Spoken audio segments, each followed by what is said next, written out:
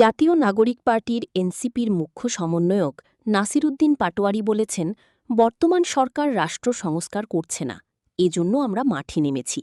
সংস্কার প্রশ্নে এই সরকারকে আমরা বিন্দুমাত্র ছাড় দেব না।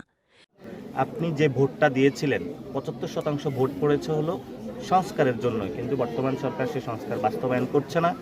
সেজন্য আমরা মাঠে নেমেছি। ইনশাল্লাহ যে মানুষগুলো ভোট দিয়েছে ৭৫% সংস্কারের জন্য, আমরা সেই ভোটাধিকারের পক্ষে লড়াই করব। এটাই গণতন্ত্রের সৌন্দর্য এবং এটা বাস্তবায়ন করব। এই সরকারকে সংস্কারের প্রশ্নে এক বিন্দু আমরা ছাড় দিব না এবং বিএনপি সরকার অবশ্যই বাংলাদেশের সংস্কার বাস্তবায়ন করতে হবে। যদি বিএনপি সরকার এই ৭৫% মানুষকে ডিনাই করে, তাহলে এই সরকারের পতন ধ্বনি বাস্তব বেশি সময় লাগবে না।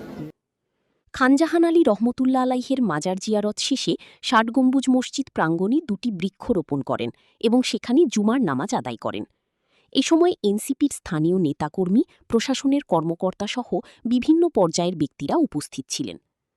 সাংবাদিকদের সঙ্গে মতবিনিময়কালে নাসিরুদ্দিন পাটোয়ারি বলেন, রাষ্ট্র সংস্কার কার্যক্রম, আওয়ামী লীগের নেতাকর্মীদের বিরুদ্ধে চলমান বিচার প্রক্রিয়া এবং ঋণখেলাপিদের বিষয়ে দলের অবস্থান তুলে ধরেন।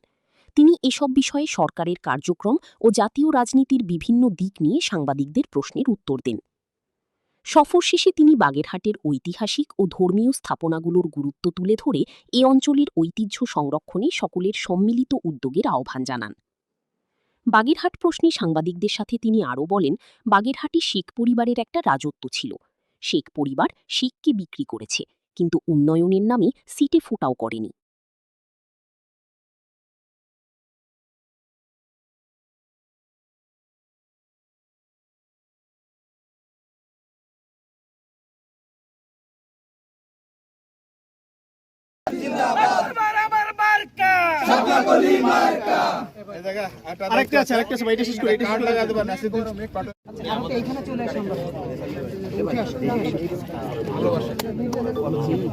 ভাইকে ফোন করার সঙ্গে সঙ্গে রেসপেক্ট করে বলছে যে হ্যাঁ 10 মিনিট ঠিক আছে, ধন্যবাদ। আরেকটা আছে।